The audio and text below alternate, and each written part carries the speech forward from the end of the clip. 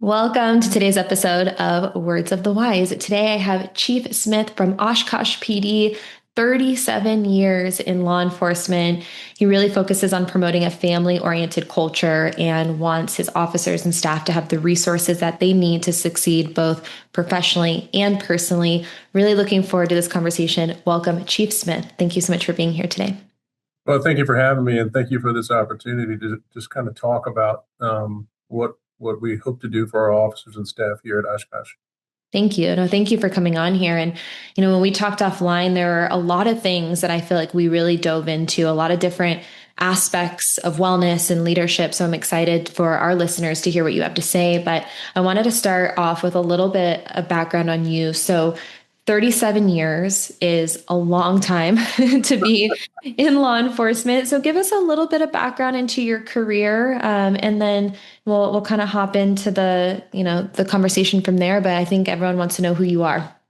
Yeah, it was. It's a little interesting when some of your younger police officers they ask you, "Were you were a police officer in the 1900s?" Oh my Yes, I gosh. was. But I started in law enforcement in 1988 in North Augusta, South Carolina. Was there for right about a year, and then moved back home to Virginia Beach area where I grew up at in Virginia, and began working for the Suffolk Police Department.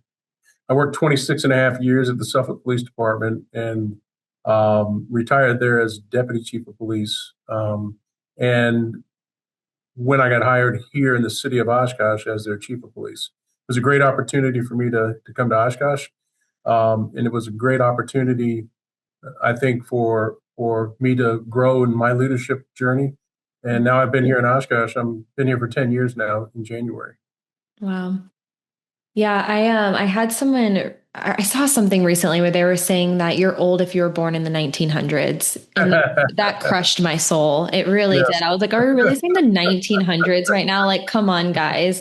But I guess the younger generation who are coming in here who are born in the 2000s, they all look at us and think that we're the old rickety guys and girls, doing the thing. So it makes sense. But you started in 1988. I know that when we talked offline, you said that over the years, you started to attend funerals and far too many funerals. Can you tell us a little bit about those experiences and how those have shaped the way that you lead today in your leadership style? Sure. And that's one of the horrible tragedies of law enforcement, I think, is when you have folks around you who have whatever's going on in their life, and they have a outward appearance, their professional appearance, and many times we never saw that they had something going on in their personal lives that caused them to want to harm themselves. As a patrol officer back in Virginia, experienced some of our retirees who committed suicide over time. We also had police officers who had committed suicide. One particular police officer was just as happy as could be. And I remember I believe I was a captain at the time or deputy chief, and got a call from an adjoining agency asking us if this particular officer worked for us. And of course he did. And they shared with us that he had committed suicide the night before, just as happy as could be. Just a horrible thing that occurred. And it grabs your attention as a leader in law enforcement as to these things are happening. And for various reasons, police officers feel that they have to do something to change their direction, and they choose this tragedy of committing suicide to solve their problem, which is not a problem solver at all. It harms obviously their families. It harms their fellow officers and the family that's within the law enforcement community, and it ends a life that obviously shouldn't have ended. Yeah. Thank you for sharing. And do you think that those moments for you as a leader made you think differently about mental health and the resources that we need to provide so that people feel like there's another option other than taking their own lives, that they have the resources to be successful? Yeah, I really do, and I'm blessed and fortunate to be in a position to really try something different, Yeah. to implement things that hopefully can help our employees here in Oshkosh. Um, Obviously, my previous role as a deputy chief, I wasn't necessarily able to do all that I would like to do, and I don't know if I was fully aware Mm, that I needed to do something. Even back then, it just seemed at that time that well, these are things that just happen. And it wasn't until I came to Oshkosh, and it wasn't until I started to really understand what my responsibility was as chief of police. It's not just making officers follow the rules. It's not just solving crimes. It's not just speaking in the community. It's about taking care of the folks that work with you, work for you.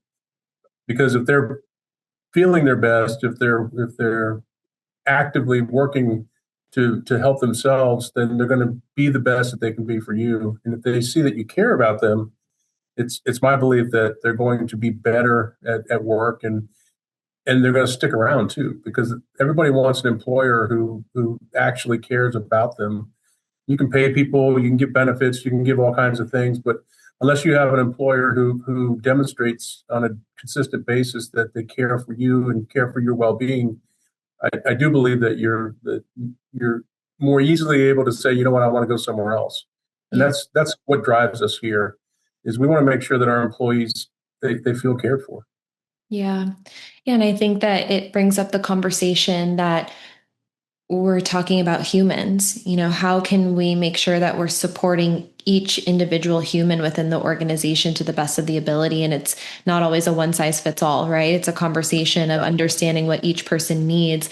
And it all relates to retention. I agree with you. I think that wellness is a retention mechanism, because you want to keep the people who are there as long as possible, and you want to keep them as happy and healthy as you possibly can for as long as possible. And I think we can kind of zoom out and understand that if you start organizationally and you have those resources that allow them to be happier and healthier and have longevity in the career, then when they retire, they're also going to have longevity in retirement, or at least that's the hope. That certainly is the hope. There's so many opportunities, I think, as leaders in law enforcement, for us to support our people, and for us to demonstrate that support. It's just the right thing to do. Yeah, I agree. And you said earlier, in the beginning of our conversation, that there was kind of an evolution for you in leadership, of being able to grow and develop your leadership skills.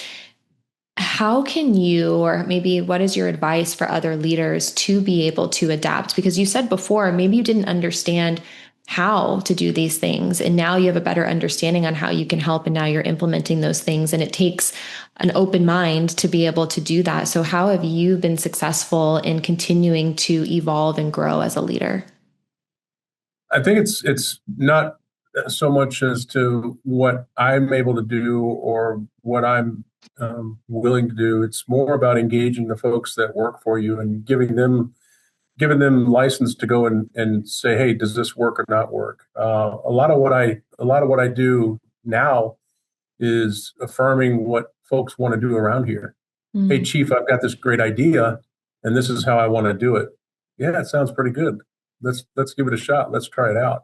And some ideas work, some ideas don't. Some ideas run their course, and then we have to change to another idea, another avenue to accomplish whatever it is we're trying to do. Um, and that goes not just in law enforcement as in the general sense of things, but also in taking care of our staff. There are things that we've done in the past that aren't necessarily resonating now with our employees. So we have to change. We have to evolve, mm, and we have to be willing to do that. In changing how we do things and providing the resources to do them, and listening to what our employees bring to us. When I have our wellness committee, which we developed, that says we want to do something just a little bit different, it's important for me to listen to them, and it's important for me to be open to whatever they bring forward. Some of the stuff they bring forward, it's like, yeah, folks, we're not going to be able to do that one. But they bring up some wonderful ideas, and it's more about trying them and seeing if they work rather than just saying, no, we're not going to do that. yeah, I like that, because I think that And this is maybe what I've observed is that maybe there's fear in trying new things because maybe you already think that it's not going to work. And so for you to say, hey, like sometimes you have to try things and sometimes things might surprise you. Sometimes things that you don't think will work will work. And it's a matter of kind of trial and error, but I also like that Yes. you said that it's not a destination, that there could be something that had worked in the past, but now as you start to get different personalities and younger generations coming through the department, maybe some of those things become stale and they don't work as well as they maybe did with other groups of people. And so understanding that, it is always evolving and growing. And I think if we always ask ourselves those questions as, are we doing the best that we can? Can we do better? And what are those things that could be done that are better? And are we willing to try them? I think that that's a great foundation. I thank you very much. It's important, I think, for me to be open and Mhm. we're very nimble in what we do here. We're fortunate in that I'm given a lot of latitude to try things, to do something different. The leadership here within the city believes in what we do at the police department, from our elected officials to really my city manager that I work for in the community. They believe in what we do here, and we have an incredible support network of philanthropic folks who, if I go to them and say I need some funding to try this, I really I don't believe I ever have had an issue with getting that funding that's outside of the typical funding sources from tax dollars. I have a lot of donors who will provide to us along the way if I feel like it's something we need to do. Yeah. I think the first thing that came in my mind was lucky you. I know that there's a It lot is of chiefs out there that are like, dang. it is a blessing to have that. It absolutely is. And when I first came here, I didn't understand that. When coming from the East Coast of Virginia, never did you have the community donating to the government in order to do things. But whether it's a drug initiative where we're going after drug dealers, whether it's a recruiting initiative, we have folks who just want to give to the police department, and we're very healthy in that respect. But that's a that is something that we've cultivated over time, and we treasure that trust that the community has in us, and we never want to violate that trust. I have donors who every year they give me a certain amount of dollars, and they say, "Chief, do with it what you need."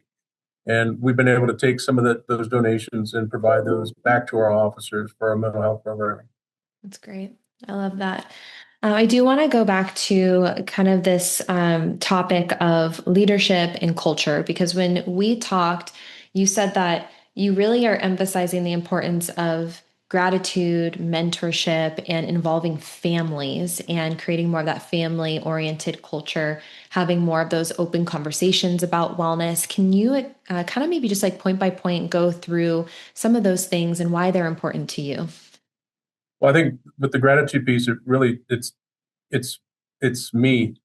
It's what I have to regularly evaluate what I am doing. And when I say it's me, it's I have to look internally at myself and I have to decide, what is it?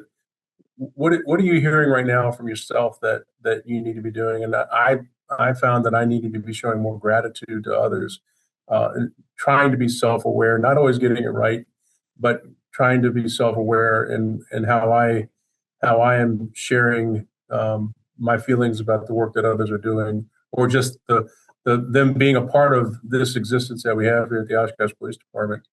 But we had a period of time here where we didn't include families and things, so awards. We didn't even have an award ceremony when I first got here that was really substantive.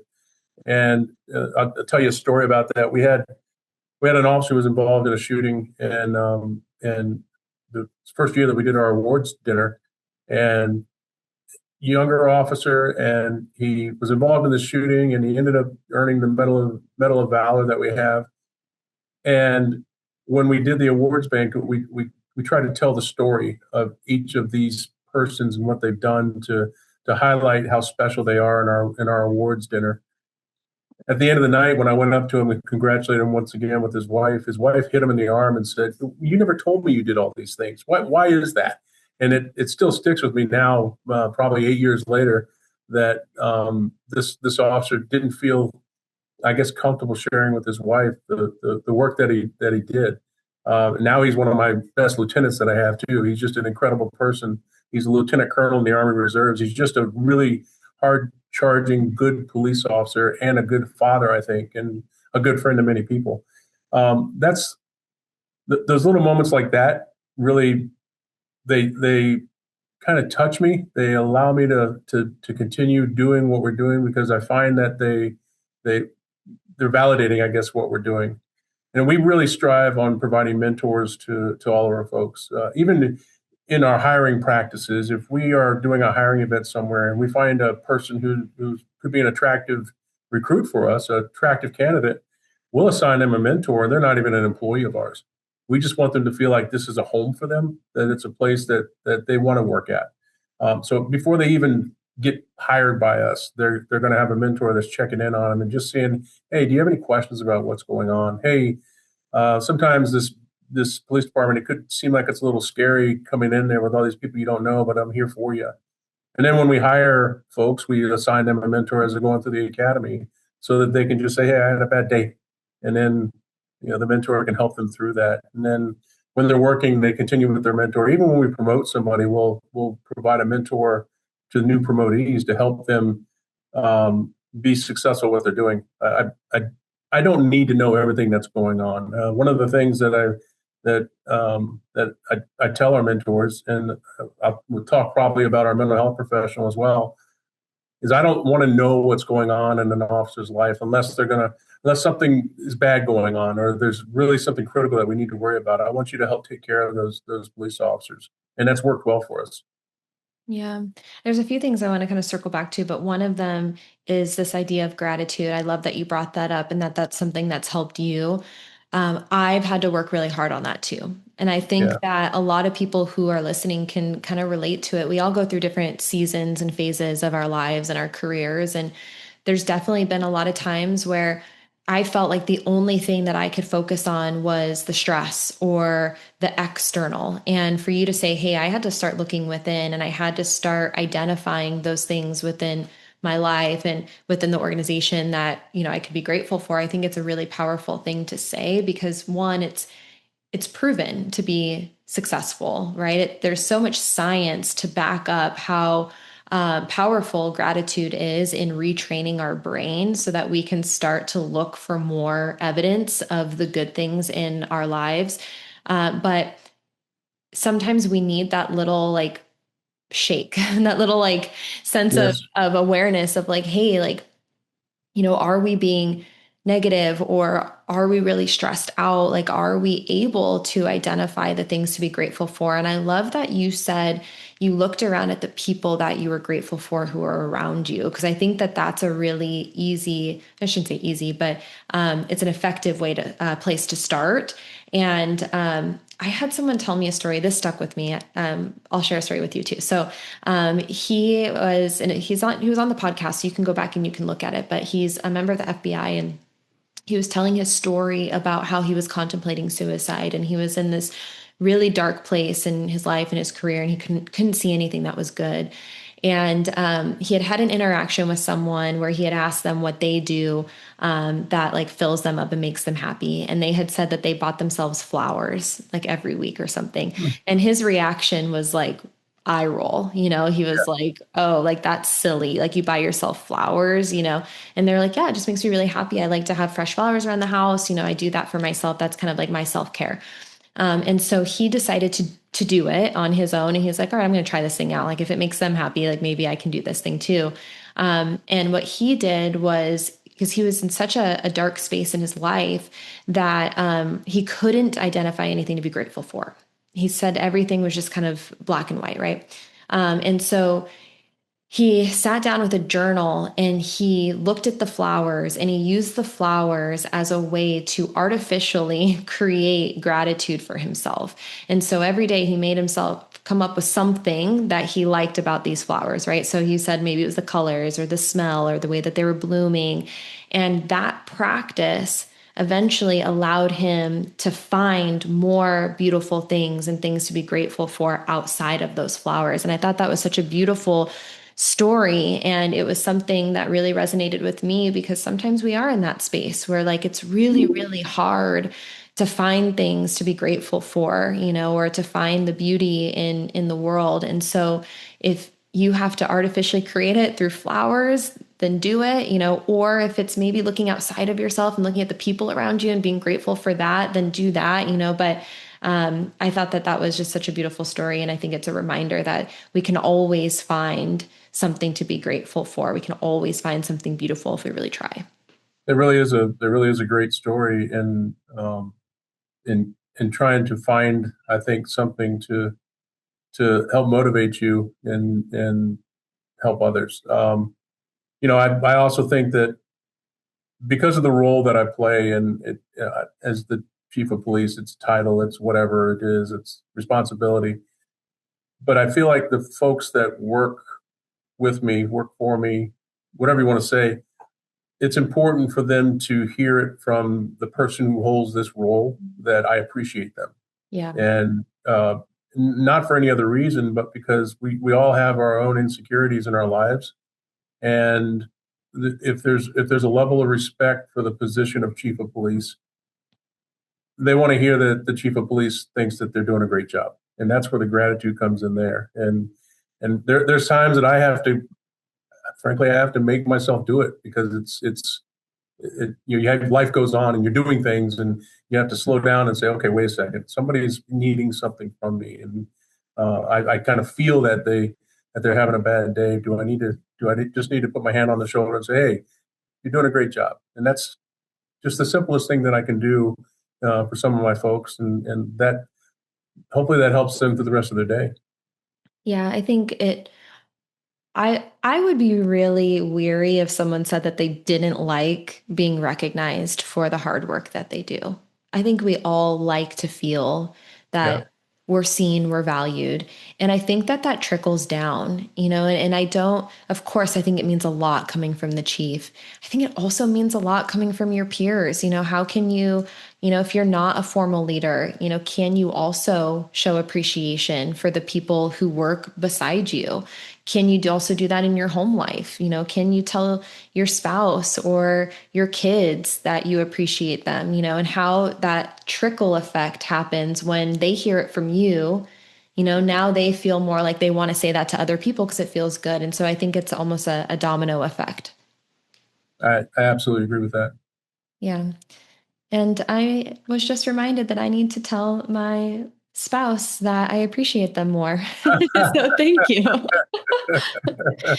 But talking about that and home wellness and family wellness, do you think that that's something that is often missed by maybe academy training or organizations looping in the family, making sure that they're in the know and that they have the support that they need? Do you think that that's something that could be focused on more? Yeah, I think it could be. I think it gets lost in the noise of the beginning when somebody's learning how to be a police officer. They're just focused in on I got to do this one task right. I got to do the next task right. Right. I'm being evaluated that so that I can be safe on the street or that I'm an effective police officer, and so they lose sight of that home connection that they have. And for us to lose sight of that, I think we're probably failing our employees as well. And we don't always get it right here at Oshkosh. We have to check ourselves and we have to find out, all right, how are we missing the mark here? Something happened here. What's going on? But there are people who they really don't want your help, and that's okay too. But they need to know that the help is available to them if they get to a place that they really need it. Yeah. Yeah. I mean, I like that last statement of, here's the thing that I've seen.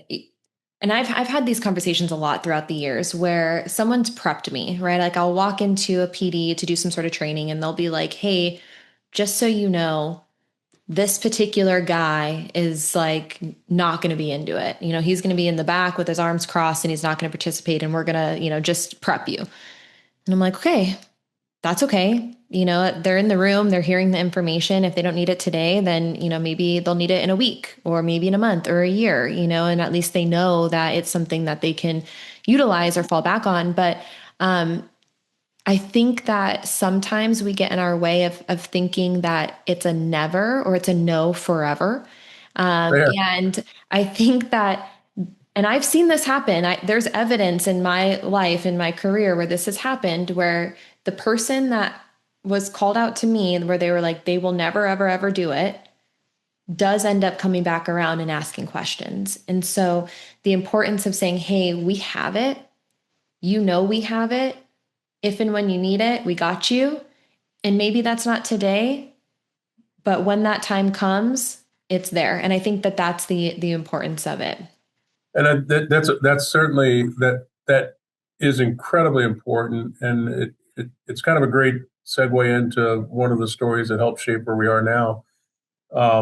As I shared with you before, we had probably in 2018, 2019, we had a police officer that had been around for 20 some odd years, and he one day we found him in the locker room where he tried to harm himself, um, and we could have gone in a different direction than we went to. We could have just said, you know what, you can't be a police officer anymore because you did these things.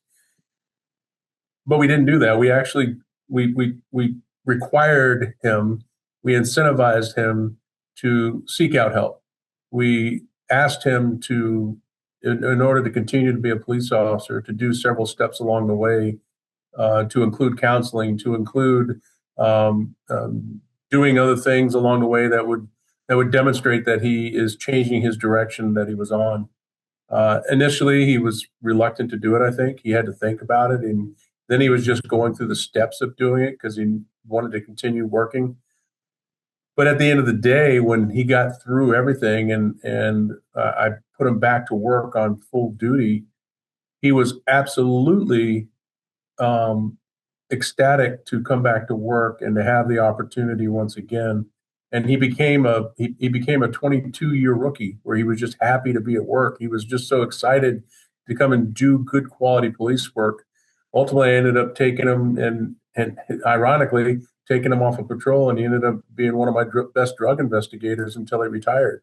But he retired as a upstanding police officer with full benefits.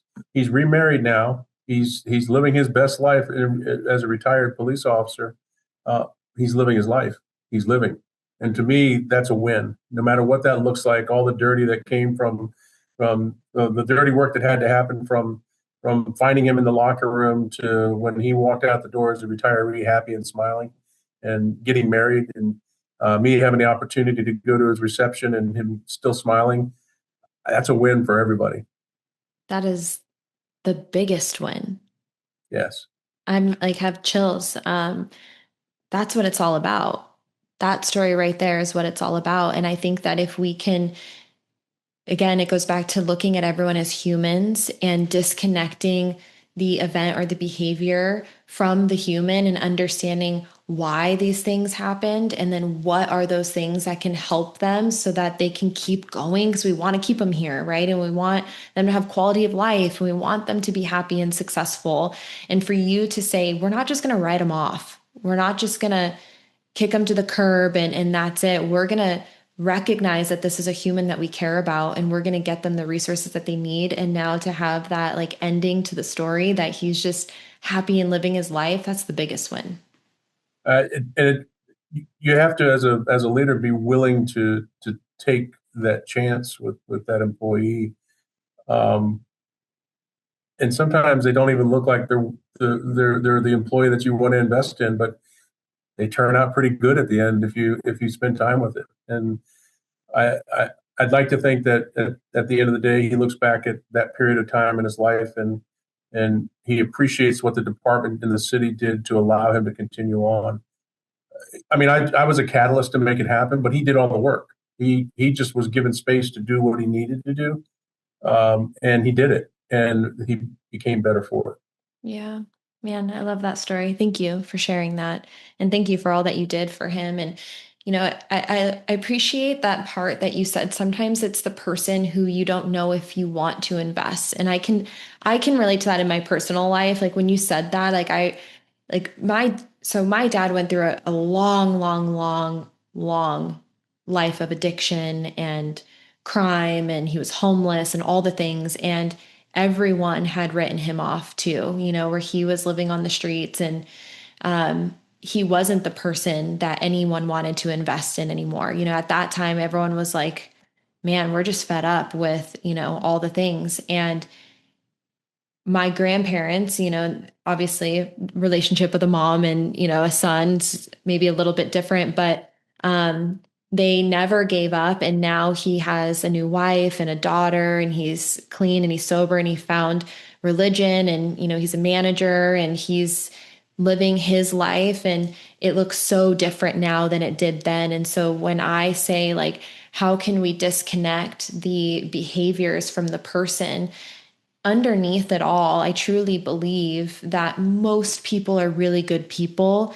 They're hurting for whatever reason, and a lot of these behaviors that we're seeing, whether it's, you know, alcoholism or anger or whatever, a lot of those are symptoms to something deeper, right? Something that they're struggling with and that they're hurting. And so being able to disconnect those is hard sometimes when you see It that, is. but to understand that most people are good people, they just need the resources to be successful. And by investing in them, they have another pathway for themselves that maybe they can't even see for themselves, and I've been there before where I've been in dark moments in my life where I couldn't see the clearing from the forest. You're just thinking that this is the best you're going to get. And so to have other people be that guiding light and saying, I got you, and here's what we're going to do to get you out on the other side better, I think is so powerful, and it's worthwhile. 100%. It, it, it, it absolutely is worthwhile. I wish there were more folks that were willing to do the work to facilitate that along the way. We talked about police officers committing suicide and going to funerals for those things. And it's so horrible to see the impact on families. And if we can ever get in front of those moments where the people are in those dark places, um, I think that at that time where we're able to change the trajectory of somebody, that's a win for everybody, as I said before. And we lose sight of those things, I think, in our day to day lives without really paying attention to what's going on in people's lives. Yeah, I agree. I do want to talk a little bit about kind of the future of what you're looking at, because I think this ties into what we've been talking about, and, you know, seeing that a lot of suicide is also happening in retirees. We're also seeing the stats for life expectancy, for other issues like cardiac arrest and things of that nature. And so I know one of the things that you're focusing on in the future is how to better support retirees. Can you talk a little bit about that? Yeah, and it really goes back to what we implemented for our current employees, and we're working through the details on this right now. But when we had all of our issues that started our wellness program here, one of the things that we picked up on doing was adding an embedded counselor for our police officers. And she comes and she rides with our officers. She does staff days where she's just in an office, and police officers can go see her. And once again, I don't want to know what's going on unless they want to harm themselves, harm somebody else, or committing crime. Whatever they got telling you, you please take care of it. And I trust that you're going to help them process whatever they have going on.